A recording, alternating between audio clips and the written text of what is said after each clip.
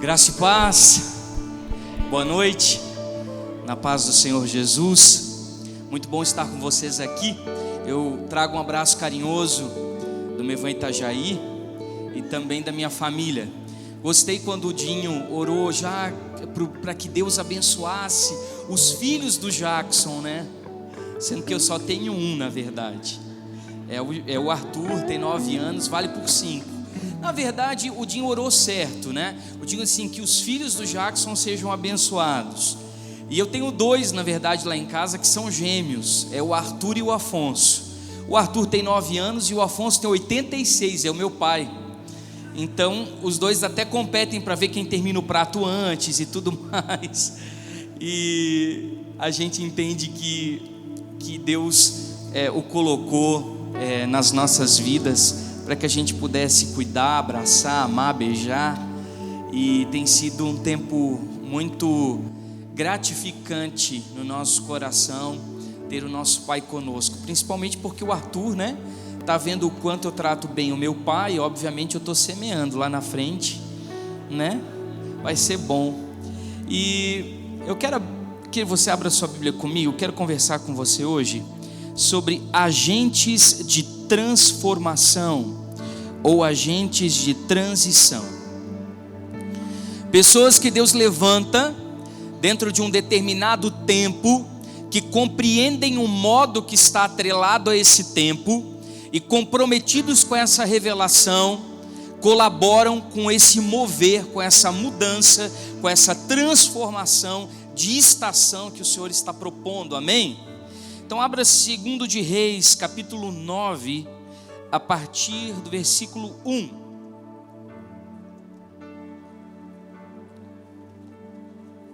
Segundo de Reis, capítulo 9, a partir do versículo 1. Se você achou, me sinaliza dizendo amém. Diz assim: Então o profeta Eliseu chamou um dos filhos dos profetas e lhe disse: Cinge os teus lombos e toma esta almotilha de azeite na tua mão e vai-te a Ramote Gileade. E chegando lá, vê onde está Jeú, filho de Josafá, filho de Ninsi, e entra, e faze que ele se levante no meio dos seus irmãos, e leva-o à câmara interior. E toma a almotilha de azeite, e derrama sobre a sua cabeça, e diz: Assim te diz o Senhor, ungi-te rei sobre Israel. Então abre a porta e foge, e não te detenhas. Foi, pois, o rapaz, o jovem profeta, a Ramote Gileade. E entrando ele, eis que os capitães do exército estavam assentados ali, e lhe disse: Capitão, eu tenho uma palavra para te dizer. E disse Jeú: A qual de nós? E disse: A ti, capitão. Então se levantou e entrou na casa e derramou azeite sobre a sua cabeça e lhe disse: Assim diz o Senhor, Deus de Israel, ungi-te rei sobre o povo do Senhor, sobre Israel. E ferirás a casa de Acabe, teu senhor, para que eu vingue o sangue dos meus servos, os profetas, e o sangue de todos os servos do Senhor da mão de Jezabel. E toda a casa de Acabe perecerá, e destruirei de Acabe todo o varão, tanto encerrado como livre em Israel. Porque a casa de Acabe hei de fazer como a casa de Jeroboão, filho de Nebate, e como a casa de Baasa, filho de Aías. E os cães comerão a Jezabel no pedaço do campo de Jezreel, e não haverá quem a enterre. Então abriu a porta e fugiu. Amém? Curve sua cabeça. Pai eterno, nós te glorificamos por esta noite. Te agradecemos pela revelação da tua palavra. Te agradecemos porque o Senhor está nos fazendo um convite na eternidade, para que saiamos da terra e acessamos lugares no reino do Espírito. Que as nossas mentes nesta noite sejam dilatadas e que elas alcancem lugares de revelação e de entendimento sobrenatural. Que possamos não compreender esta palavra de acordo com os nossos crivos humanos, que o nosso padrão racional, natural, terreno, ele caia por terra e somente o teu Espírito venha ministrar ao nosso coração a tua verdade. Pai, em nome do Senhor Jesus, rasga os nossos olhos espirituais. Assim te pedimos, em nome de Jesus. Amém? Existe uma igreja emergindo dentro da igreja, isso é fato. Por onde nós passamos, nós temos percebido que existem algumas pessoas que têm gerado no seu coração uma espécie de incomodação, de inadequação, de insatisfação, ou seja, há no seu coração uma necessidade de algo a mais. São pessoas que não estão interessadas com aquilo que é raso, aquilo que é evasivo, aquilo que é superficial, mas são pessoas que têm o interesse de mergulhar profundamente. São pessoas que desejam uma intimidade maior com o coração de Deus, pessoas que têm buscado um nível de revelação e de entendimento das questões espirituais muito mais aguçada, muito mais profunda, pessoas que têm buscado um nível de santidade maior, de entrega, de renúncia, e que têm realmente se dado totalmente à causa do reino de Deus. Essas pessoas têm gerado um contingente que tem feito um barulho de avivamento. Talvez nós não estejamos vivendo a plenitude de um movimento que talvez venhamos a chamar de avivamento, mas todas as vezes que um cristão, que um novo nascido, ele se resolve interiormente e ele se reposiciona, dando a resposta que o céu espera, ali se gera um ambiente de avivamento. Então imagine que isso está acontecendo de maneira coletiva. Por onde eu passo, a fome e a sede por mais de Deus está me impressionando. Eu tenho visto pessoas que não tinham razões para se movimentar circunstancialmente, que se nós olharmos para o lado de fora, elas não têm razão para se movimentarem, mas que tomaram uma decisão, uma posição no Senhor de o servir com todo o seu coração, com todo o seu entendimento, com toda a sua força. E eu espero que nesta noite uma parte desse povo esteja aqui, amém? Eu espero que nesta noite essas pessoas que têm fome e sede, querem mais de Deus, estejam aqui. Eu gosto muito de uma frase que o meu pastor fala, Luiz Hermínio. Ele diz que é importante nós estarmos num lugar não somente que nós vamos pregar, mas que a fome e a sede das pessoas sejam tão fortes que elas arranquem a palavra da boca do pregador. Então é importante que nós venhamos gerar esse ambiente aqui, amém? Então eu gosto de pensar que nós estamos mergulhando numa outra consciência. Repita comigo, consciência. O que nós não temos entendido é que quando nós falamos sobre renovar a nossa mente, conforme a palavra de Deus escreve em Romanos, nós estamos falando numa substituição. Nós não estamos falando de uma influência de Jesus Cristo na nossa mentalidade, mas nós estamos falando literalmente de uma substituição de pensamento. Ou seja, quando nós estamos falando da palavra transformai, essa palavra no original, ela vem de uma raiz que significa literalmente mudança de estado físico. Ou seja, quando nós estamos transformando o nosso entendimento, a verdade é que nós estamos recebendo literalmente a mente de Jesus. Então agora eu não penso da mesma maneira que eu pensava, eu não desejo da mesma maneira que eu desejava, as minhas vontades, sentimentos, emoções, pensamentos mais profundos são transformados, porque a minha consciência agora foi tocada por um novo padrão, e que não é nenhum padrão terreno, é um padrão que vem do alto, e esse é o próprio padrão de Cristo. Ou seja, a mente de Cristo agora está sobre a minha mente, substituindo o meu nível de pensamento. Quantos estão comigo nisso? Então o Senhor está promovendo algo novo. Agora, interessante dizer que Deus ele não derrama nada novo em bases erradas. O vinho novo não pode ser colocado em odres velhos. E o nosso grande problema é que nós ainda estamos buscando o novo de Deus, a novidade de vida, sobre fundamentos que já são ultrapassados. Nós não nos renovamos interiormente, nós não transformamos a nossa mentalidade, nós não mudamos o nosso padrão mental, nós não mudamos as nossas bases interior que dão fundamento para uma nova consciência em Cristo. E nós queremos o novo de Deus, mesmo não tendo permitido que o Espírito Santo altere as áreas da nossa vida que estão em debilidade. Existem muitas áreas do nosso ser que estão em vulnerabilidade e que precisam ser tocadas pelo Espírito Santo. E quando nós formos tocados de fato e de verdade pelo Espírito Santo, nós vamos ter uma mudança interior capaz de dar base para o novo de Deus. O Senhor deseja derramar o avivamento sobre essa nação. O Senhor deseja mudar a consciência da igreja. O Senhor deseja mudar a mentalidade do seu corpo. Entretanto, nós precisamos nos dispor a dar liberdade para que Ele mude o nosso coração, para que Ele altere o nosso interior, para que chaves sejam viradas dentro de nós e realmente uma base nova seja ajustada. Sabe quando o profeta Samuel, ele chega na casa de Jessé e ele pede para ungir o novo rei sobre a nação de Israel? Ele está procurando aquele a quem Deus está orientando, e é interessante que ele coloca primeiramente os filhos maiores, coloca Eliabe, Abinadab, todos eles, aqueles que se destacam, e ele começa então a procurar entre esses filhos de Jessé o novo rei, porque afinal de contas Saul era alto, Saul se destacava diante da grande multidão, os ombros de Saul, eles se sobressaíam aos ombros de toda a multidão. Então agora, obviamente, o profeta, mesmo buscando algo novo da parte de Deus, procura entre o velho. Esse é o nosso problema.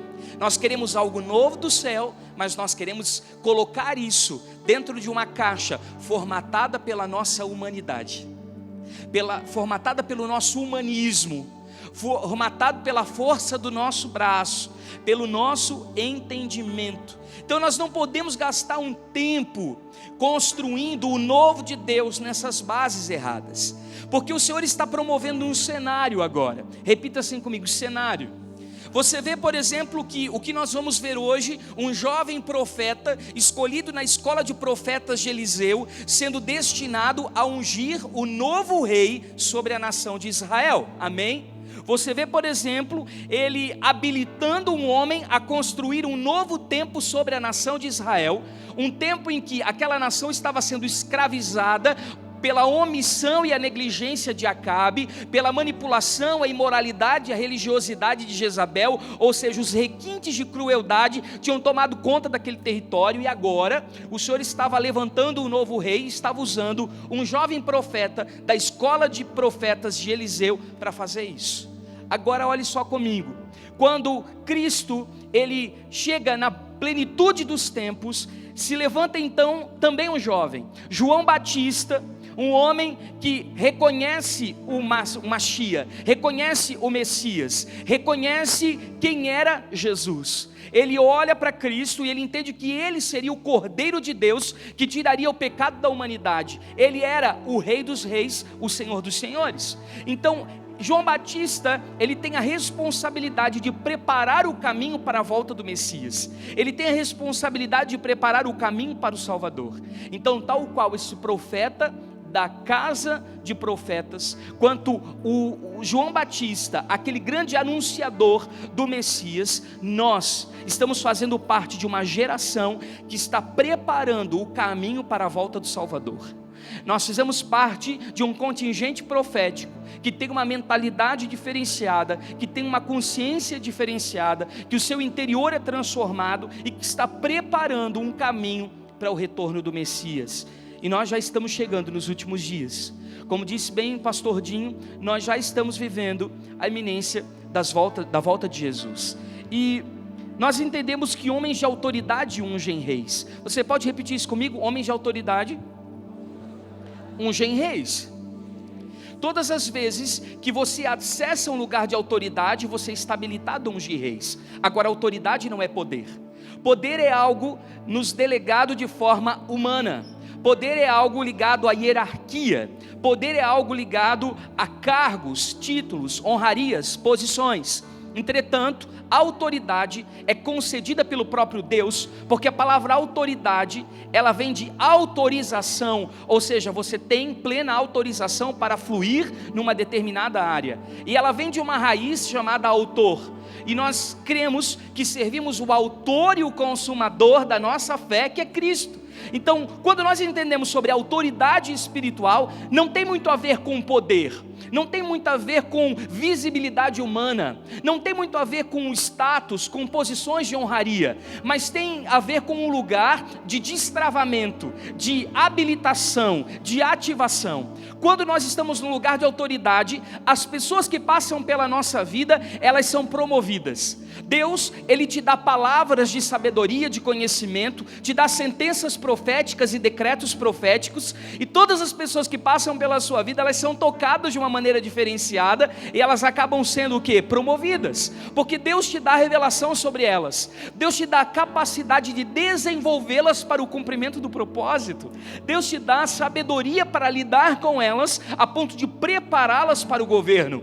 Deus te dá a capacidade de ativá-las para as áreas da influência social. Deus te dá a capacidade de enxergar aquilo que elas carregam longe dos seus olhos humanos, mas aquilo que elas foram ativadas e liberadas por Deus, ou seja, elas carregam dentro delas algo sobrenatural. Nós lemos hoje, no início dessa reunião com o pastor que abriu o culto, sobre Jeremias do capítulo 1, quando ele diz que ele foi gerado antes de estar no ventre da sua mãe, pelo próprio Deus, e antes que ele estivesse engendrado no útero da sua mãe, ele já havia sido concebido como profeta para as nações. Ou seja, um homem que antes de estar na vida, ele recebeu vida. Ou seja, antes de estar funcionando, ele já havia sido habilitado na eternidade. Sabe o que isso quer dizer? Que Deus vai nos dar capacidade de discernir o que as pessoas carregam.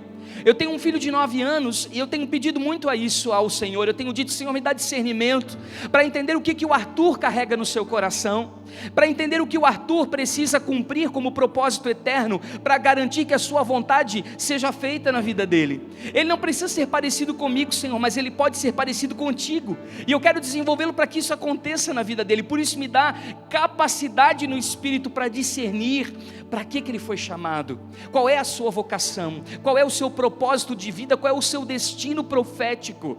E quando nós estamos num lugar de autoridade, nós temos essa capacidade de destravar as pessoas que estão ao nosso redor. A nossa esposa é destravada, nosso esposo é destravado, nossos filhos são habilitados, nós desenvolvemos uma geração. Todas as pessoas que estão conosco envolvidas no ministério, elas têm palavras que vêm do trono de Deus e que escoam pelas nossas vidas, e que as habilitam, que fazem com que elas tenham convicção do seu chamado. Amém? Então aqui, esse jovem profeta da casa de Eliseu, ele foi chamado para que houvesse uma mudança genuína naquela nação. E às vezes leva um determinado tempo para Deus desabilitar aquilo que ele já reprovou. Deus já reprovou muitas coisas nessa nação, em se tratando de movimentação eclesiástica, ou se tratando de movimentação de igrejas. Mas nós entendemos que ainda vai levar um determinado tempo para que essas coisas elas venham para o trilho, essas coisas literalmente venham para o lugar, porque leva um determinado tempo para que Deus ele desabilite as coisas que já foram declaradas falências pelo céu. Você sabe que Davi ele acabou reinando paralelamente com Saul por cerca de 14 anos, mesmo ele sendo ungido como rei sobre a nação de Israel por 3 vezes, uma diante dos seus irmãos na sua casa, uma diante da sua própria tribo dos valentes e outra diante da nação. Ele ainda governou paralelamente com Saul por 14 anos, ou seja, Deus já havia declarado que o governo de Saul não estava mais no seu coração, que o governo de Saul precisava ser desabilitado, que Deus não acreditava mais naquela movimentação. Mas mesmo assim, você vê Davi se levantando para fazer algo paralelo, para se movimentar de forma paralela. Então isso vai gerar em nós, repita comigo, paciência, para esperar, para aguardar o implementar de Deus através de pessoas de autoridade. Quanto mais pessoas de autoridade nós tivermos na igreja, o que são pessoas de autoridade? Pessoas que têm uma vida interior de caráter, pessoas que têm uma vida interior de santidade, pessoas que nos bastidores elas são exatamente aquilo que Deus pediu que elas fossem, pessoas que dão uma resposta à vontade da eternidade. Essas pessoas vão galgar e vão encontrar lugares no reino do Espírito, capazes de habilitar as pessoas para o governo do reino. Então Deus está levantando vagarosamente algumas pessoas de autoridade, e quem sabe eu esteja ministrando aqui nessa noite, na Atos de Justiça, para alguém de autoridade que vai destravar o avivamento dessa nação, e eu nem sei. Eu, se fosse você, dava um grito aí, porque de repente alguém vai ter que se levantar para ser esse porta-voz. Alguém vai ter que dizer: eis-me aqui, envia-me a mim. Alguém vai dizer: conta comigo, Senhor, e vai se dispor a entrar nesse lugar. Só que você precisa se mobilizar para isso. Você precisa acreditar que você carrega dons, talentos, habilidades, recursos, capacidade no Espírito, a ponto de Deus te usar para habilitar uma geração. Então, quando nós lemos 2 Reis capítulo 9, nós vimos que Jeú, ele foi ungido como rei sobre a nação de Israel. Quando você olha para a nação, você fica triste. É a mesma coisa que você ligar a sua TV em canal aberto, nesses programas de violência. Você vai ver atrocidades mil. Você vai ver coisas absurdas, abomináveis, que você nem pode imaginar que um ser humano consiga cometer. Quando você olha para a nação de Israel, você vê Acabe ferindo o coração de Deus, fazendo tudo aquilo que era mal diante dos olhos do Senhor, por omissão, negligência, por um comportamento totalmente passivo. E você vê Jezabel, uma bruxa, uma feiticeira de Astarote, uma mulher totalmente imoral, que coordenava prostitutas cultuais para se deitarem no templo, uma sacerdotisa de deuses pagãos. E essa mulher, ela era manipuladora, cortava a cabeça dos profetas ao fio da espada, passava crianças no fogo, ou enfim, ela se prostrava diante de todos os deuses perversos. Então eles tinham manchado a nação, que todos os requintes de desonra, de idolatria, de perversão que você possa imaginar, a nação estava fedendo diante dos olhos do Senhor, diante das narinas do Senhor, já estava fazendo coisas abomináveis diante dos olhos de Deus. E o Senhor então, Ele cria um plano. Repita assim comigo: plano. O que nós precisamos pensar nesses últimos dias? Deus tem instruções claras, Deus tem diretrizes exatas, Deus tem planos exatos. Ou seja, assim como Ele deu a planta exata para Noé, há 100 anos antes de cair uma gota de chuva do céu, porque num tempo que não chovia, Deus falou que se fizesse uma arca, e deu uma planta exata para que se seguisse em riqueza de detalhes cada medida exata da arca. Deus está dando instruções para a sua igreja de movimentação. Nós precisamos estar atentos à movimentação do céu. E aqui foi dado para esse moço algumas instruções claras.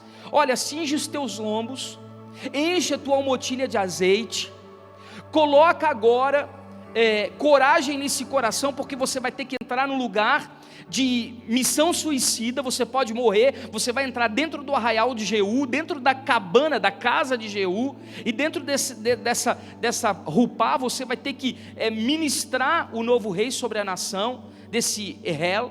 Você vai ter que falar sobre as verdades do reino, daquilo que o Senhor está promovendo como mudança da nação. Você vai ter que acessar esse lugar, e você vai ter que sair sem ser percebido.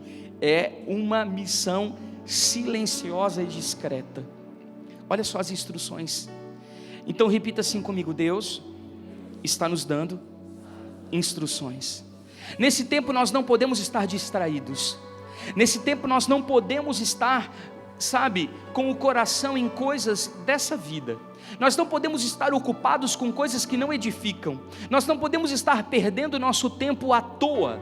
Nós não podemos estar gastando, investindo tempo em coisas que não vão contribuir para o desenvolvimento do propósito eterno de Deus nas nossas vidas. É tempo de foco. É tempo de nós não nos distrairmos. E quando nós fizermos isso, nós vamos ouvir o que a voz de Deus está dizendo. Você sabe de uma coisa? Quando Jezabel soube que Jeú cavalgaria como um louco contra ela, ela sobe nos lugares mais altos do castelo, e nesses lugares de autoridade, que são os lugares mais altos, ela pinta os seus olhos e ela espera Jeú vir na sua direção. Você sabe o que isso significa?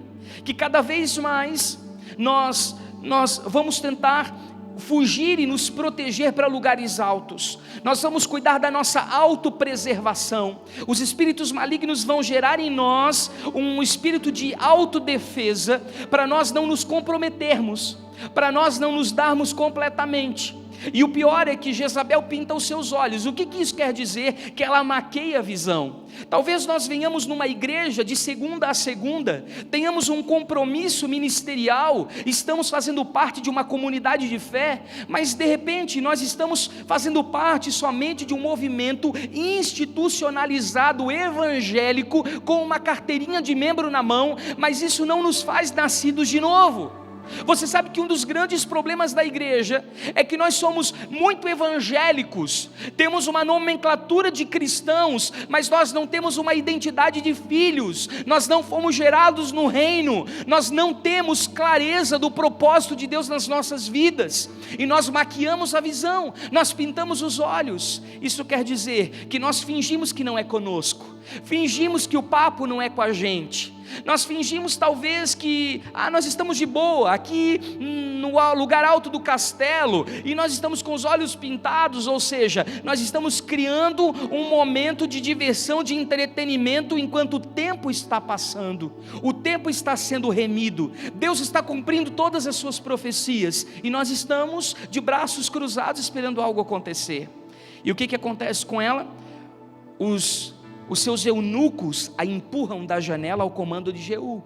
Isso significa que existe uma geração que perdeu muito tempo com Jezabel, perdeu tempo com a imoralidade, com a perversão, com a religiosidade, ou seja, uma vida rasa espiritual, perdeu tempo com os requintes da manipulação em lugares de poder e não de autoridade, e agora, castrados por esse espírito, eles receberam autoridade no espírito de empurrá-la da janela, da sua posição de comando.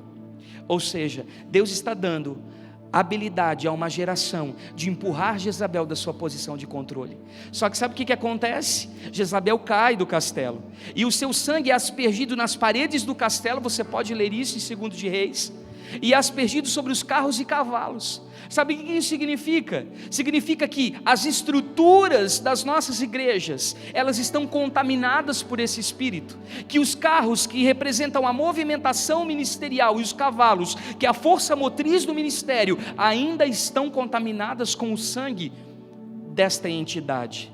Quando você olha para o chão, comida por cães, está Jezabel, e lhe sobra o cérebro, ou seja, o crânio, lhe sobra a palma das mãos e a sola dos pés. Você sabe o que isso significa? Significa que ao invés de estar nos movimentando debaixo da mente de Cristo, e ao invés de estarmos nos movimentando debaixo de um novo padrão mental, gerado pelo céu, gerado pelo Espírito, ao invés de estar funcionando com a palma das mãos de algo que contribua para o avanço, para o progresso do reino de Deus em vidas, ao invés de estar caminhando rumo ao propósito, rumo ao centro da sua vontade, conquistando e avançando territórios pela glória de Deus, nós ainda estamos trabalhando de acordo com o nosso bel prazer, para a nossa vontade, no nosso tempo e do nosso jeito. Nós não paramos para consultar a vontade de Deus. É muito interessante quando nós tratamos Jezabel como uma entidade exterior, que é um príncipe, uma entidade que governa os ares, mas nós precisamos acordar, porque muitas vezes nós estamos sofrendo a influência desse espírito. E agora deixa eu lhe explicar uma coisa. Existe uma grande diferença entre você funcionar no corpo de Jezabel e você funcionar no corpo de Cristo. Porque a Bíblia diz que o cordeiro precisava ser puro, imaculado, ele não poderia ter defeito algum. Por isso que o corpo de Cristo, ele não foi em nenhum momento quebrado para ser crucificado, ele foi inteiro. Isso quer dizer que o corpo de Cristo, ele trabalha para a unidade, ele trabalha para a convergência, ele trabalha para a comunhão, ele trabalha para que se traga um só coração, enquanto o corpo de Jezabel é um corpo fragmentado, é um corpo quebrado. E aquele que se deita com a prostituta, de 2 de Coríntios, se torna uma só carne com ela e peca contra o seu próprio corpo, a saber, o corpo de Cristo. Quando nós estamos funcionando numa igreja jezabélica, de uma mentalidade que foi totalmente destruída, nós estamos funcionando num corpo fragmentado, e nós estamos nos levando à prostituição. Enquanto se nós estivermos funcionando com a mentalidade de Cristo, funcionando no corpo do Cristo, conforme Efésios capítulo 1, que nós somos abençoados com toda a sorte de bênçãos espirituais em Cristo Jesus nas regiões celestiais, ou seja, no Cristo. Tudo que nós precisamos está no Cristo. Quando nós precisamos de recurso, está no Cristo, sabedoria está no Cristo, revelação está no Cristo, capacidade está no Cristo, milagres está no Cristo, curas estão no Cristo, tudo que nós precisamos para a nossa vida está no Cristo. Mas nós ainda continuamos com padrões humanistas influenciando os nossos cultos. Cultos que são psicologizados. Eu não tenho absolutamente nada contra a psicologia, sou estudante, inclusive, está trancada a faculdade, pretendo voltar no segundo semestre, mas eu sou contra a substituição. Eu vejo muitas vezes os padrões humanistas da filosofia, da antropologia, do entendimento científico substituindo os padrões de Deus, substituindo a revelação das Escrituras. Nós estamos sendo muito humanistas e pouco bíblicos. Nós deveríamos fluir muito mais do entendimento revelado das Escrituras, sair da terra e alcançar lugares no céu, porque tem lugares que nós só vamos acessar através da fé, mediante uma nova mentalidade em Cristo Jesus. Não adianta nós fazermos com a força do nosso braço, ou com a nossa intelectualidade, ou com o nosso entendimento vão, isso não vai nos levar absolutamente a lugar algum. Agora, se nós quisermos nos movimentar no corpo de Cristo, nós precisamos e temos que funcionar de acordo com uma nova mentalidade. E a Bíblia diz: receba uma nova consciência. Você sabe quando Adão e Eva estavam lá no jardim? Quando Eva, ela olhou para o fruto, e depois ela oferece o fruto ao seu Adão. Eles olham para o fruto e eles veem que o fruto é bom, é agradável para se comer. Ou seja, eles tocam no fruto, eles veem o fruto, eles sentem o cheiro do fruto, eles degustam o fruto. Ou seja, eles usam os sentidos da alma para criar no Éden um ambiente de queda. Quando Cristo, antes de ir para a cruz, ele derrama sangue no Getsêmani, ele derrama sangue no jardim, e ele lá agonizando, orando diante de Deus, naquele jardim, ele vive um processo biológico, fisiológico, em que ele sua, transpira sangue. E quando isso acontece, sai sangue pela sua palma das mãos, sai sangue pelos seus ouvidos, pela sua boca, pelo seu nariz, pelos seus olhos. Ele chora sangue, ele coloca sangue pela boca, ou seja, por todos os orifícios e por todos os poros, ele sangra, e aí ele derrama sangue no Getsêmani.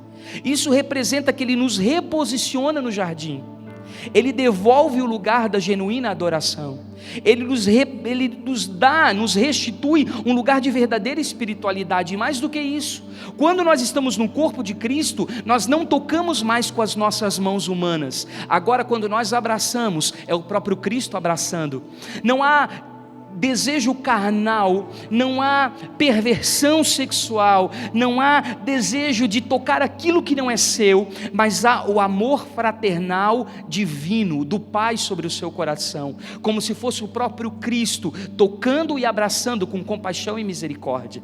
Quando você olha, você não vê mais com um olhar humano, racional, natural, olhando somente as circunstâncias que estão à sua volta, mas agora você vê pelos olhos da fé profeticamente. Os seus olhos espirituais são rasgados e você começa a ver novas possibilidades, novas oportunidades. Você vislumbra uma visão profética de longo alcance. Você consegue ver de acordo com o padrão de Deus. Um dia nós estávamos na marcha de 7 de setembro, e eu lembro que estava passando uma banda, uma sinfonia, tocando na marcha de 7 de setembro, e nós gostamos muito de participar desses eventos cívicos. E eu lembro que o Arthur estava na minha perna assim: pai, não consigo ver, papai, me ajuda. E eu peguei ele no colo, coloquei ele no colo para que ele conseguisse ver a banda passar. Sabe o que isso significa? Naquele momento o Senhor ministrou meu coração: Jackson, é assim que eu faço com você quando você não consegue ver. Eu te pego no meu colo, e no mesmo padrão de visão em que eu estou, você começa a olhar coisas que eu estou vendo. Você começa a ver no meu plano, no meu prisma. do meu ponto de vista. Deus, Ele substitui a nossa visão quando nós estamos no corpo. Quando nós estamos no corpo, nós não sentimos mais o cheiro da futrica, da fofoca, da picuinha, do disse-me-disse, das dissensões, mas o nosso olfato é aguçado para sentir o incenso suave da verdadeira e genuína adoração, do perfume de Cristo. Nós sentimos o cheiro da rosa de Saron, do lírio dos vales. Nós sentimos o cheiro da adoração que sobe, como a oração que sobe como incenso diante de Deus. Nós não ouvimos mais, nós não emprestamos os nossos ouvidos mais para ouvir as mentiras de Satanás, a voz do eu, a voz do diabo, mas os nossos ouvidos são sintonizados numa frequência tal que a voz do Espírito Santo passa a ser audível ao nosso coração. Você agora, você não fala mais de acordo com o seu próprio coração, de acordo com as suas próprias motivações carnais. Agora você entende que a sua boca é um instrumento profético, e que você declara e decreta sentenças e verdades, e que a sua boca agora é como um chofar que anuncia a volta do Messias, o dia da justiça do Senhor. Você está falando de coisas que são realidades espirituais, e agora o som que sai da sua boca propaga o haja de Deus, ou seja, tudo aquilo está num caos, a crise se instalou, mas basta uma palavra de comando debaixo do reino do Espírito e todas as coisas passam a ser. A matéria-prima para que Deus organize as coisas é o caos. Estava tudo sem forma e vazio, mas Ele disse haja e houve. Então, quando você olha para as circunstâncias da sua vida e você vê tudo virado de cabeça para baixo, nada cooperando para o propósito de Deus, e você começa a declarar as verdades do reino, você começa a perceber a transformação ao seu derredor acontecendo, porque não é a sua palavra, mas é a palavra de Deus partindo a partir de você. No corpo de Cristo, você se movimenta não pelos 5 sentidos da alma, mas você recebe percepção aguçada no Espírito. Você começa a ter habilidade para perceber coisas ao seu derredor. Você entende e lê coisas totalmente diferentes. Então é importante você entender que ambientes desfavoráveis são um convite provocador de Deus para provocar um padrão diferente. Então, quando você olha para a sua vida e você vê tudo ao contrário daquilo que Deus planejou, daquilo que você esperava, você começa a entender que esse é um ambiente que vai te gerar autoridade. O problema é que nos nossos discursos nós temos, uma palavra, pare de sofrer, evite o sofrimento, e as pessoas vêm para a igreja querendo evitar a dor, mas na verdade a dor é um excelente instrumento nas mãos do Espírito Santo para moldar o nosso caráter à imagem de Cristo. Afinal de contas, Cristo aprendeu a obediência por aquilo que padeceu. O sofrimento tem o seu lugar de importância. Eu não estou fazendo aqui apologia ao sofrimento, mas eu quero que você entenda que muitas das situações que nós vivenciamos na nossa vida, elas são usadas por Deus para gerar em nós o caráter de Cristo. Então esses ambientes são ambientes que geram autoridade. E nós estamos vivendo nesse período de transição de um governo espiritual. Tudo aquilo que tem acontecido no governo físico, de uma mudança de presidente na nossa nação, de acordos geopolíticos com Israel, tudo aquilo que você tem percebido no reino físico são sinais daquilo que Deus está promovendo no ambiente espiritual. Não imagine que tudo isso que está acontecendo somente no sistema governamental e político da nossa nação, não vai acontecer no governo da igreja. Logo, logo você vai começar a ver um processo de limpa séria da parte de Deus, Ele mudando a liderança que está tendo autoridade e poder, vai saber direitinho a diferença entre uma coisa e outra. Você vai conseguir olhar e os traços serão claros, de alguém que exerce poder e de alguém que exerce autoridade. E se nós não nos atentarmos a essa mudança de Deus, nós corremos o risco de ficarmos para trás.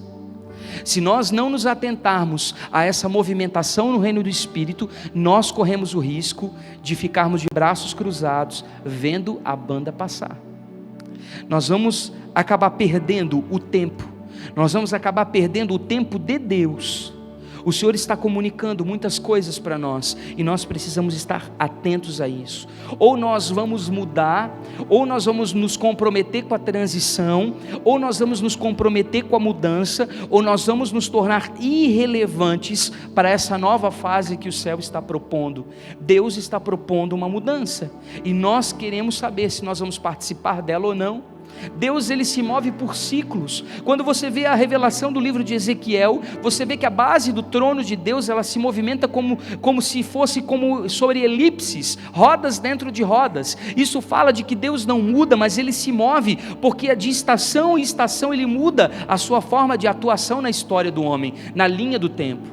E Deus, ele quer que nós participemos ativamente desse transicionamento, dessa mudança que ele está promovendo, e nós precisamos estar atentos àquilo que ele está nos chamando para participar. E isso vai exigir muito de nós. Repita assim comigo: isso vai exigir muito de mim. Será que nós estamos dispostos a fazer as renúncias necessárias? Será que nós estamos dispostos a ter as posturas necessárias? Será que nós estamos dispostos a entender que o propósito de Deus precisa ser maior do que a nossa dor? Porque em determinados momentos vai doer muito, só que vai ser necessário, porque é necessário que nós venhamos entrar nesse lugar. É duro demais e é doloroso demais você romper com os véus do humanismo. Você sabe que nós temos vários véus que foram colocados em nós, na nossa formação familiar, das informações que nós recebemos dos nossos pais, o véu da informação que a mídia exerce na nossa cabeça todos os dias. Nós temos os véus dos livros que lemos, dos seminários que participamos, das atividades que nós tivemos contato. Tudo isso foi construindo em nós um banco de memória. E quando Deus vem com a sua verdade, ao invés de nós abraçarmos a verdade de Deus, nós recorremos ao nosso banco de memória, a tudo aquilo que foi construindo véus extremamente grossos, que nos impedem de ver a verdade como ela é. E nós precisamos mudar, quebrar a rigidez dessas ideias antigas, dessas estruturas familiares que nos corromperam, desses preconceitos que, para aquilo que Deus está promovendo no seu reino, já são ortodoxos demais, são engessados demais. Nós precisamos colidir com essas estruturas para promover uma mudança. E aí você diz assim: mas sempre deu certo, pastor, a minha vida sempre foi assim, eu estou acostumado a levar a vida desse jeito. Querido, parece que o passado autentica algumas coisas que nós fizemos por reprodução, e nós precisamos viver uma outra realidade, porque são essas cascas que vão sendo construídas que nos impedem de pensar como nós deveremos pensar. Eu não estou dizendo para você ser um anarquista, para você ser um rebelde, para você ser um insubmisso, não, mas você se questionar: será que eu não tenho carregado na minha mente padrões que são extremamente humanistas e que estão me impedindo de entrar num lugar sobrenatural, de verdadeira espiritualidade e de convicção das coisas espirituais?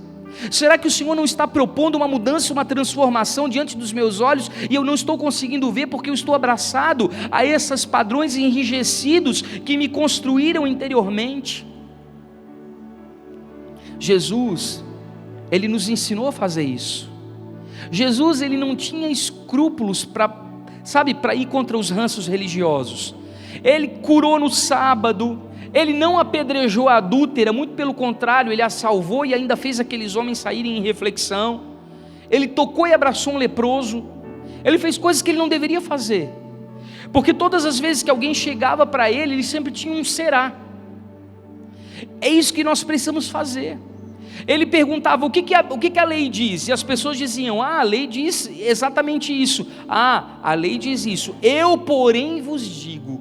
Ele construía em cima da lei.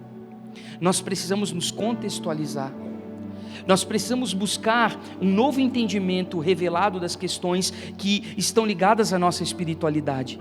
Nós estamos vivendo de forma religiosa, vindo de domingo a domingo na igreja, mas nós não temos a matriz da nossa vida, do nosso coração, do nosso pensamento, transformados pelo poder do Evangelho. Nós precisamos ser mais bíblicos, mais escriturais. Precisamos ir além do terceiro porquê, senão nós vamos estar vivendo o farisaísmo. Os fariseus não eram ruins, mas eles viviam um zelo cego, burro das escrituras. que não fazia eles pensarem de forma contextualizada. Eu, porém, vos digo. Existe algo que o Senhor está dizendo agora. Existe algo que o Senhor está dizendo para esse tempo. Existe algo que está sendo bradado da eternidade pelo Senhor para agora, para essa estação. Eu não posso achar que eu vou me movimentar com depósitos que eu tenho já de anos, porque Deus tem coisas novas. Qual é a parte de novidade de vida que eu não entendi? Novidade de vida é novidade de vida, é todos os dias eu experimentar algo diferente da parte de Deus. Quando você aprende teologia, você aprende, por exemplo, que existiram pessoas de autoridade e que fizeram parte de tempos de mudança. Alguns padrões mais teológicos, mais antigos, mais conservadores, vão chamar isso de pactos, ou vou chamar isso de dispensações. Eu gosto muito da palavra dispensação. Ela vem do latim chamado dispensatio, que quer dizer você fazer a gestão ou a administração daquilo.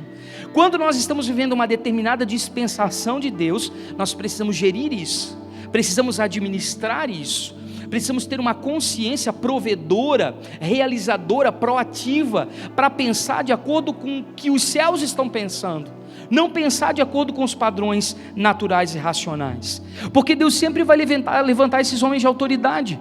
Quando Moisés estava sendo recolhido, porque não entraria na terra prometida, que manava leite e mel, Deus levanta Josué. Você vê, por exemplo, quando Nabucodonosor começa a fazer coisas hediondas diante de Deus e consultar os falsos profetas, Deus levanta quem? Daniel. Quando você vê, por exemplo, Faraó coordenando a maior nação do velho mundo, que era o Egito, que tinham universidades, astronomia, astrologia, você vê ele levantando quem? José, para ter a chave de provisão para um tempo de fome.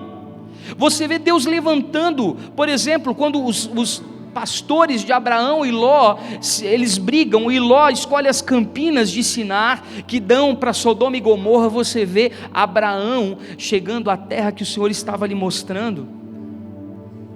Você vê, por exemplo, que dentro de um sacerdócio levítico, extremamente enrijecido por padrões, Deus levanta João Batista, um essênio, para pregar no deserto, onde as pessoas iam ver quem é que estava batizando. Você sabe, Deus, Ele sempre trabalha à margem. Repita assim comigo: margem. Como igreja, nós não podemos prestar atenção naquilo que está no olho do furacão. Às vezes os nossos olhos estão para onde o holofote está apontando. Nós olhamos para o brilho, para a glória que vem do homem, para as plataformas, nós olhamos para a fama, nós olhamos para as capas dos CDs, dos DVDs, olhamos para o número de seguidores no Instagram, no YouTube, nós olhamos para os livros editados, nós olhamos para aquilo que as mãos fizeram. Mas o Senhor está dizendo: eu estou mobilizando algo à margem. Vocês precisam tirar os olhos daquilo que está acontecendo e olhar para as coisas que estão ao seu derredor. Tenham uma leitura de ambiente, tenham uma leitura das Escrituras que seja inteligente. Aplique as coisas de uma forma que vocês possam pensar do jeito que eu penso. O Senhor escolhe sempre alguém à margem. Olhe para a pessoa que está ao seu lado e diga assim: esse é o tempo de marginalizados. Sabe o que acontecia? As pessoas saíam de dentro dos templos, nas sinagogas, e iam para o deserto ouvir João, chamá-los de raça de víboras, mandar cada um deles se arrepender, passá-los pelas águas. Iam ouvir João no deserto. Então Deus, Ele não valoriza o mesmo capital que nós valorizamos. Deus, Ele não valoriza aquilo que a visibilidade construiu, porque está acontecendo uma transição de valores. Repita comigo: transição de valores. Então está acontecendo uma quebra de regras convencionais e ortodoxas, uma regra de coisas que são conservadoras, e nós precisamos entender o que Deus está emergindo de puro, de santo no meio disso tudo, porque é isso que vai fazer com que os nossos olhos estejam para o lado certo. Então repitam assim comigo: uma missão. Vocês estão muito em silêncio, é assim mesmo, Dinho? É? Então tá bom. Uma missão. Repita comigo: uma missão. Glória a Deus. Um discípulo da escola de profetas havia sido escolhido para essa missão. Repita comigo: discípulo. Esse é o nosso grande problema. Nós não soubemos ser discípulos. Nós aprendemos a ser talvez seguidores, nós aprendemos a gostar de ser pastoreados por conta das nossas carências, das nossas necessidades, mas quando nós temos uma palavra de confronto, quando nós temos uma palavra que realmente é incisiva, precisa, cirúrgica, que vai fazer com que a gente seja despertado para uma mudança, a gente pula fora. Porque o discípulo precisa ser moldado de dentro para fora. Sabe a visão da casa do oleiro, onde o profeta teve que descer para ver como o oleiro trabalhava? A origem da palavra quebrar e fazer de novo ali é dar a mesma forma que o oleiro tem. Ou seja, é um processo de nós refletirmos aquilo que Deus é. Nós fomos criados à imagem de Deus, mas nós estamos sendo transformados à sua semelhança, e nós só vamos ser desenvolvidos dentro desse processo quando nós tivermos um coração tratável, ensinável, de discípulo. Quando nós vimos um discípulo da escola de profetas sendo escolhido para uma grande missão, nós ficamos nos perguntando o que o diferencia dos demais? A submissão, a obediência, a vontade de querer fazer a vontade de Deus. Você acha que se você não se submete a uma liderança, você não reconhece quem ela é na sua vida, e você não se dispõe a ser alterado, mudado, transformado pela ação dessa pessoa na sua vida, você acha que você vai se submeter à vontade de Deus que você não vê? Quando nós aprendermos a não somente sermos crentes de esquenta-banco nos cultos, em que a gente senta para ser tratado no coletivo, mas a gente vai sentar numa cadeira na frente do nosso pastor, escancarar o nosso coração, confessar as obras mortas, nos arrepender das nossas debilidades e dizer: pastor, eu estou aqui, o que o senhor disser, me orientar, eu vou fazer. E pode falar, pastor, doa o que doer, onde o senhor tiver que mexer, onde o senhor tiver que botar a mão, meu coração está aqui escancarado e aberto, o Senhor pode fazer o que o Senhor pretende. Quando nós tivermos esse coração, Deus vai poder ter a matéria-prima para nos usar. Ele obedece sem questionar. Sabe qual é o grande problema? É que quando a gente está num culto, e num culto profético, que rola uma profecia abençoada daquela, nós queremos que aquela palavra profética, ela se enquadre na nossa vida, mas dificilmente quando a gente lê uma profecia, a gente busca gerar em nós, brotar em nós, os pré-requisitos para se adequar à profecia. O grande problema é esse: a gente quer que a profecia se adeque às nossas necessidades, às nossas carências, aos nossos desejos, mas nós não abrimos mão daquilo que nós achamos que é certo para se adequar à profecia, para nós nos adequarmos àquilo que saiu da boca de Deus. Então Deus está falando conosco, e existe uma palavra liberada no reino do Espírito acerca de nós, esperando um posicionamento nosso, uma adequação nossa, e por falta de sujeição à vontade de Deus, as medidas exatas do Pai, nós não entramos nesse lugar, e entra ano e sai ano, e as coisas na nossa vida espiritual não acontecem, e a gente só reclama porque a gente diz: Senhor, está passando o tempo e aquela tua promessa não acontece. Deus não tem problema, Deus não apresenta falha, o problema e a falha estão em nós é que nós não estamos nos adequando àquilo que Deus espera para o cumprimento da sua vontade na nossa vida. Nós precisamos abrir mão do nosso eu, do nosso achismo, e nós precisamos nos enquadrar naquilo que Deus está nos chamando para ser e para fazer. Sabe, outra coisa que aconteceu foi que ele não tinha nome, mas ele tinha identidade. Se você ler todo esse capítulo, você vai perceber que esse moço em nenhum momento tem o seu nome citado. Ele é um moço importante, mas ele não tem o seu nome citado. É importante nós lembrarmos que muitas pessoas não têm o seu nome visível para a grande multidão, porque são essas pessoas que estão caminhando à margem, são os improváveis de Deus, são os indigentes do reino que não têm face, mas são pessoas que estão sendo escolhidas para grandes missões. São pessoas que estão fazendo a diferença no lugar em que estão. Eu conheço lugares, eu já ministrei em lugares de igrejas com 5.000 pessoas vazias, enquanto eu já ministrei em pequenas comunidades de fé em favelas de 30 pessoas, tão alinhadas com o reino, que a presença de Deus ali era palpável. Isso vai de nós realmente obedecermos à vontade de Deus e termos identidade. E sabe como é que vem a identidade? A partir do momento que você conhece Jesus. Quando Pedro olha para Jesus e diz assim: tu és o Cristo, o Filho do Deus vivo, ou seja, dentro desse Jesus aí, o filho do carpinteiro de Nazaré, existe o Cristo ressuscitado que está encapsulado, existe um poder excelente aí dentro guardado. Eu sei que você é o Cristo, o Filho do Deus vivo. Jesus olha para Pedro e diz: não foi carne nem sangue quem te revelou, mas foi o meu Pai que está nos céus. Por isso eu te digo, tu és Pedro, e sobre essa pedra eu edificarei a minha igreja. Olha só, quando você descobre quem é Jesus, você descobre quem você é, porque Ele te diz quem você é. Há uma pedra em Apocalipse com um novo nome que nunca foi proclamado, e quando nós chegarmos na glória, nós vamos saber um nome a nosso respeito, que é o nome que Jesus nos deu, o nosso nome verdadeiro, a nossa verdadeira identidade está lá, guardada, reservada. Ele já sabia, porque todos os seus dias foram preditos, mesmo quando o seu corpo estava informe no ventre da sua mãe, Ele já havia desenhado uma história de vida para você. E quando você recebe identidade da parte de Jesus, Ele diz: olha só, tudo que tu ligares na terra será ligado no céu, e o que tu desligares na terra será desligado no céu. Você recebe o que? A autoridade. E por último ele diz assim, outra coisa: e as portas do inferno não prevalecerão contra você. Ou seja, você recebe propósito de vida. Então aquilo que os coaches estão ensinando sobre identidade, autoridade e propósito, a Bíblia já ensina há milhares de anos. Se você descobrir quem é Jesus, a sua identidade fica latente, você recebe autoridade para fluir no que você foi chamado, e você ganha um destino, um propósito de vida. Simples assim. Mas nós não queremos ir para Jesus. A coisa interessante é que ele precisava ir com discrição até o interior do arraial. Repita assim comigo: sair de cena. Será que nós estaríamos dispostos a cumprir uma missão que não aparecesse?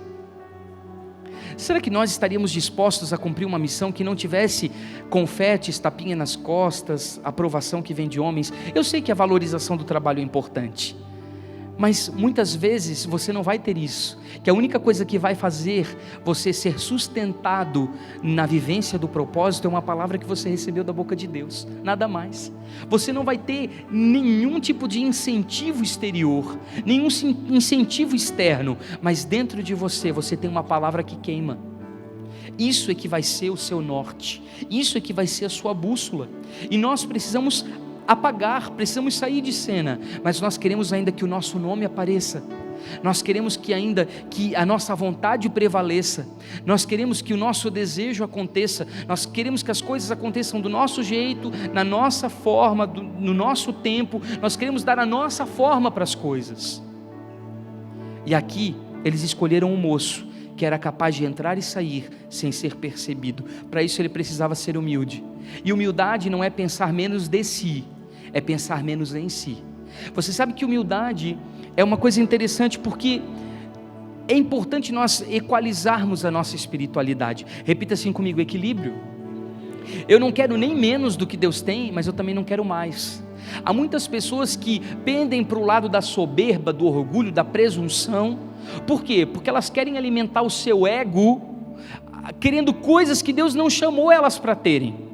Outras pessoas jogam na lata do lixo a unção que receberam sobre a sua cabeça, não valorizam o que carregam, não acreditam naquilo que Deus depositou no seu coração, e isso também é errado, porque você anula o sacrifício da cruz.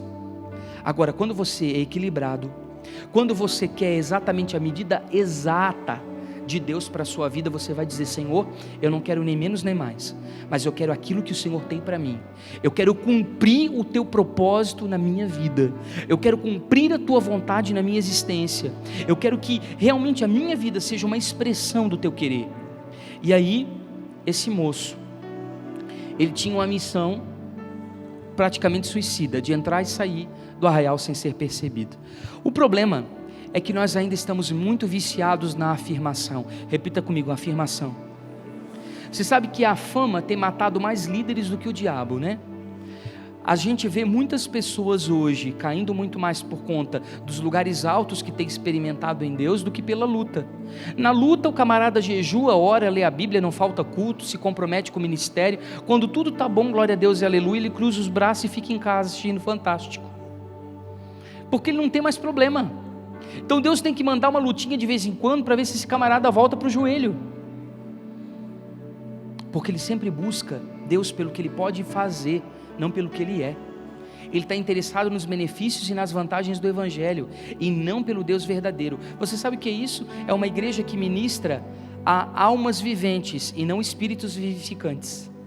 Uma igreja que ministra a pessoas que ainda não nasceram de novo da água e do Espírito.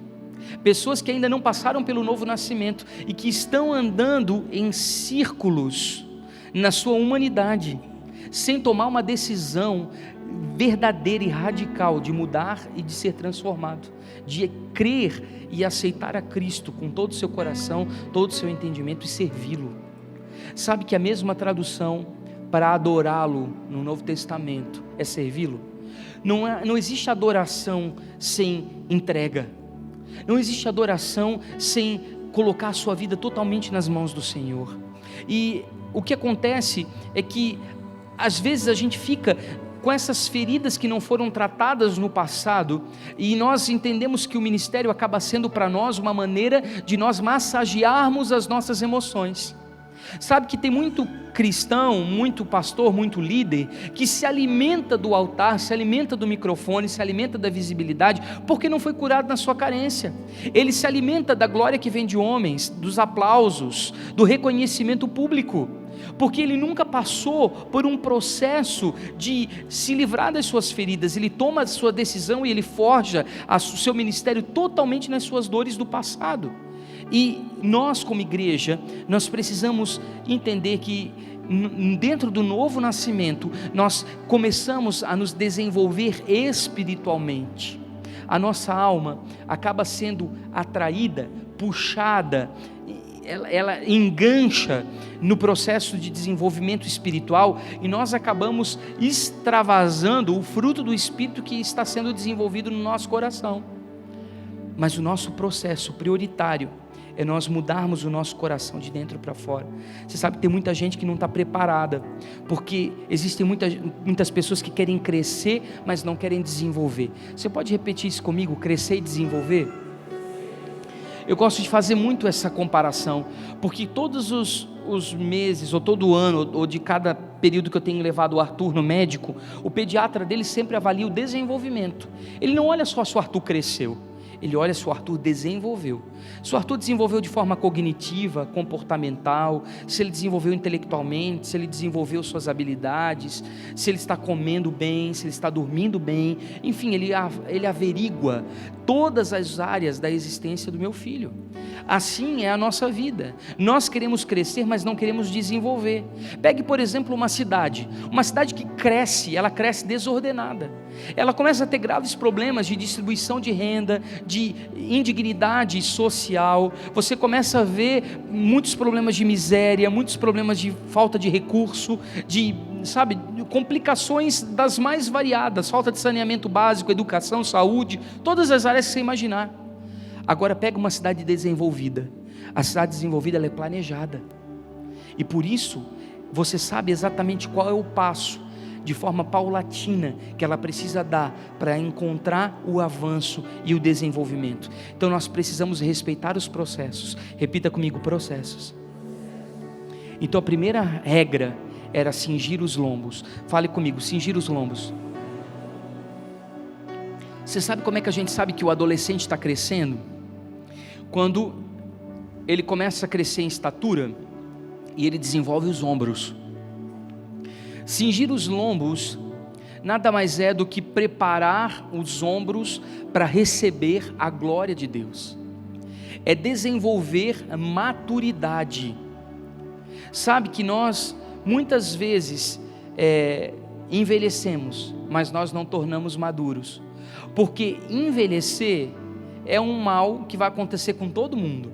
Agora, amadurecer é uma escolha, e amadurecer vai ser definido pela maneira com que você se sujeita à vontade de Deus para passar pelos processos.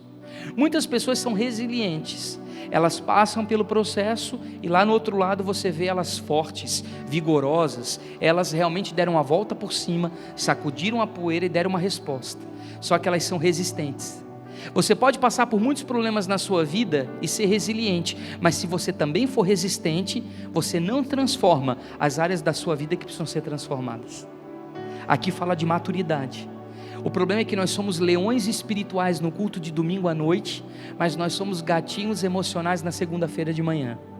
Quando a gente sai daquela porta para fora, todos os nossos medos, todos os nossos receios, todos os nossos problemas de caráter, eles acabam o quê? Nos dominando e nos desgovernando. Então nós precisamos voltar para esse lugar de maturidade. E uma das coisas que eu penso sobre maturidade é a visão plural, é a visão coletiva, é a visão inclusiva, porque criança pensa só em si, é o meu primeiro, agora adulto não, adulto dá preferência para o próximo, ele reconhece o outro superior a si mesmo, esse é o maior sinal de maturidade. Então quando nós cingimos os nossos lombos, nós quebramos o rigor das meninices, da melindrosidade, da carnalidade, da infantilidade que a alma está trazendo, e nós recebemos autoridade espiritual, porque nós recebemos responsabilidade para nós nos dedicarmos ao propósito, e isso vai demandar tempo. Você vê, por exemplo, uma planta que nasce num pantanal. Quando você tem uma planta no pântano, quando você arranca, ela sai brevemente da água, porque suas raízes são rasas, porque lugar que tem muita água, as raízes não são profundas. Agora tenta arrancar uma palmeira no deserto, meu irmão, aquilo tem raiz de metros e metros e metros, pode vir o vento que for, ela enverga, mas ela não quebra, porque ela está fixada na terra. Lugares áridos provocam em você a capacidade de se capilarizar, de criar raízes, de criar estrutura, de criar fundamento, de criar base. Então nós não podemos evitar as situações que vão acontecer na nossa vida, porque elas são uma preparação interior, um intensivo de Deus, que está fazendo com que nós venhamos a ser alinhados para assumir as posições que Deus tem com experiência. Lembra que a gente falou a palavra processo?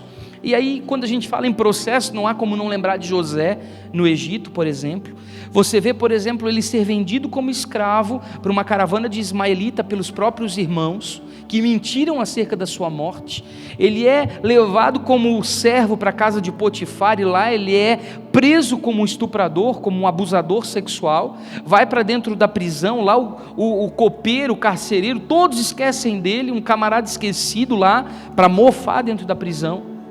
Até que ele entende que todo esse processo fez com que ele fosse preparado interiormente para assumir como governador da maior nação do velho mundo, que era o Egito.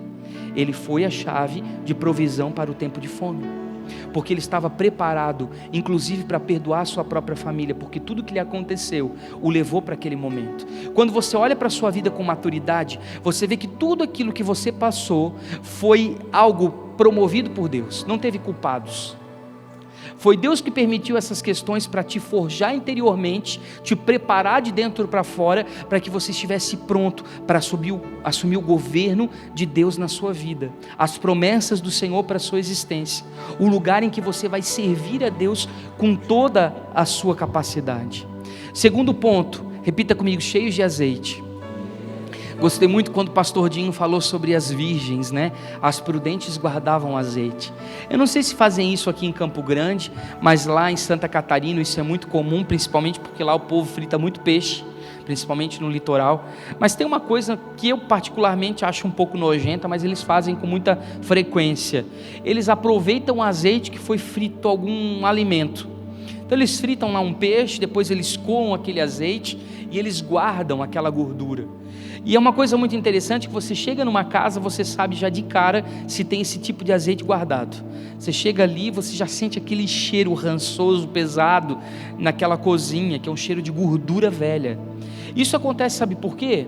Porque a pessoa bota lá o azeite usado dentro da pia, ou dentro, enfim, do seu armário, e vai colocando panela, utensílio, vaso plástico, enfim, e vai empurrando esse vaso lá para dentro, esse pote com óleo velho lá para dentro, e a pessoa vai esquecendo que o óleo está ali, E quando chega alguma visita na sua casa, ela vai dizer: olha, está fedendo aqui a sua cozinha.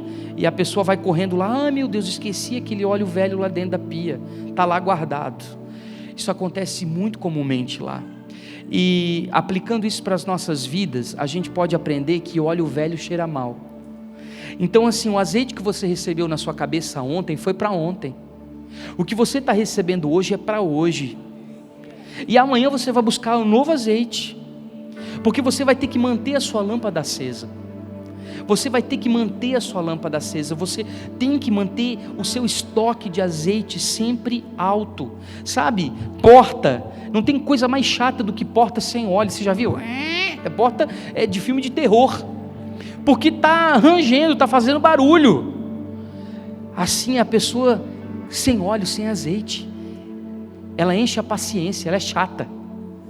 Ela faz barulho, mas ela não tem som, sabe? Ela não agrada, porque as pessoas que não têm óleo, elas não fluem, elas funcionam. E Deus está nos chamando para que a gente possa buscar esse óleo que vem do céu, essa unção que vem sobre a nossa vida. E a última instrução que foi dada é ir ao interior do arraial. Repita comigo: ir ao interior do arraial. Aqui nós podemos perguntar: que tipo de desafio nós estamos dispostos a cumprir? Nós não podemos ir para o território do inimigo despreparados. Uma vez que eu decidi entrar e sair, eu preciso estar certo dos riscos que me envolvem. Mas será que eu poderia entrar e sair de um lugar sem que ninguém me visse?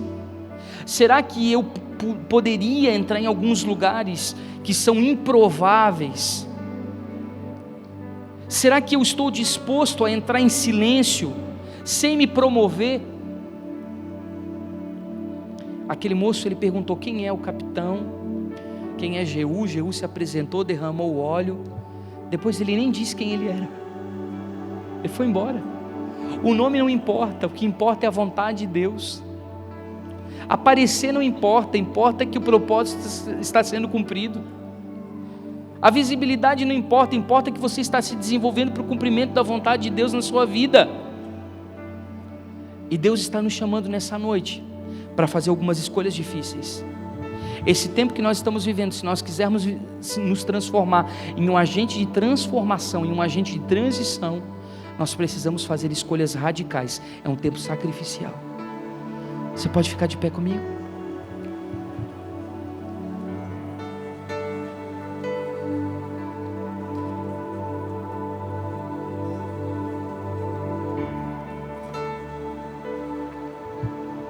Põe a mão no seu coração.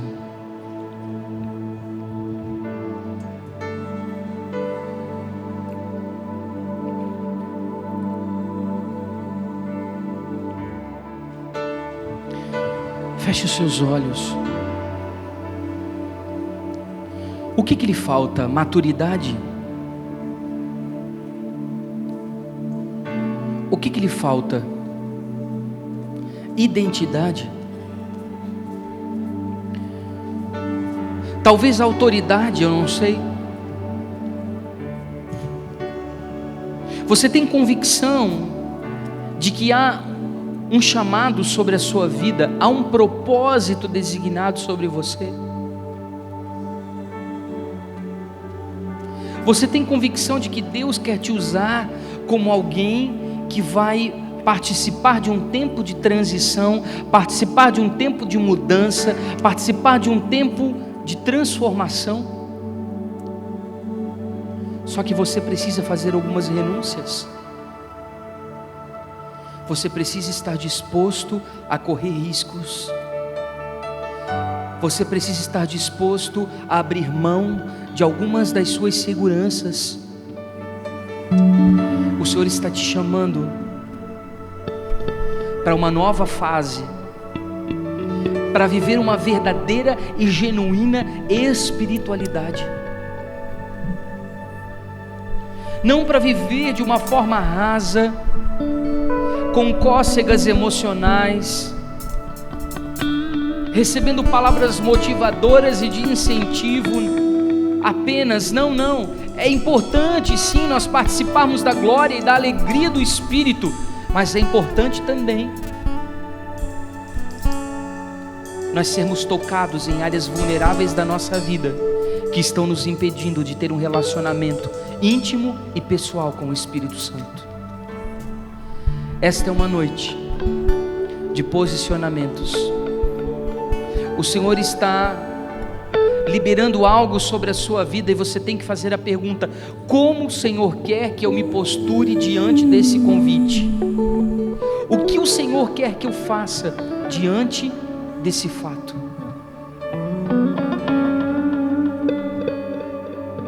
E eu quero fazer um ato profético com você.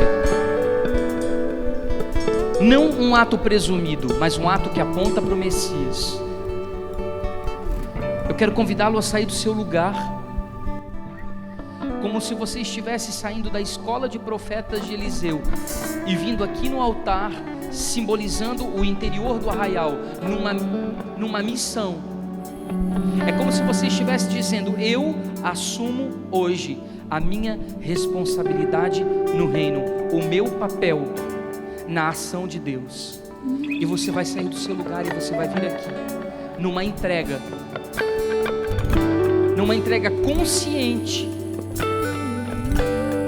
numa entrega plena.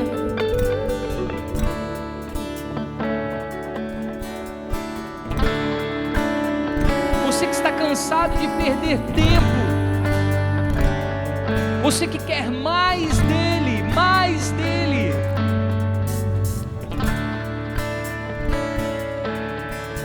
Oh! Ei, alamasuri bialabashirele sorikoroloboshire balabaga.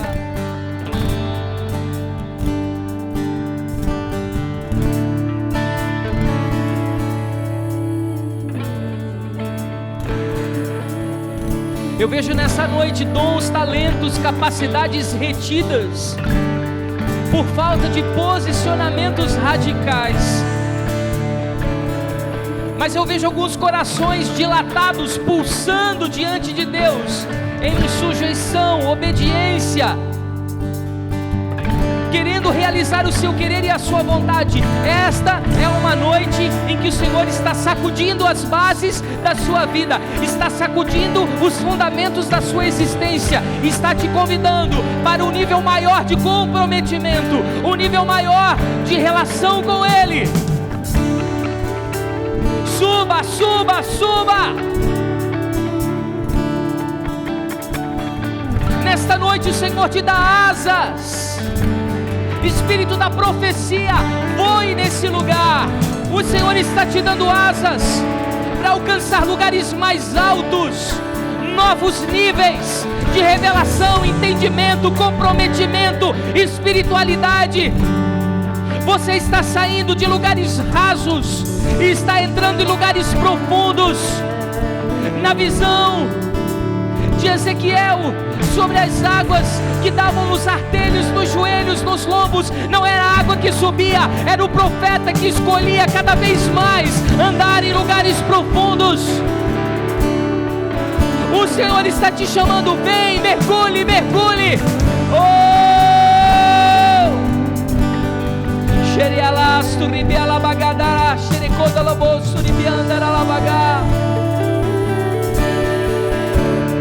Mais Senhor, mais Senhor, mais Senhor, mais autoridade, mais convicção da identidade, mais clareza de propósito, mais clareza de destino, mais clareza de chamado, vocações latentes, olhos queimando, flamejando de paixão pelo propósito, pessoas queimando, ardendo de paixão pela vontade de Deus.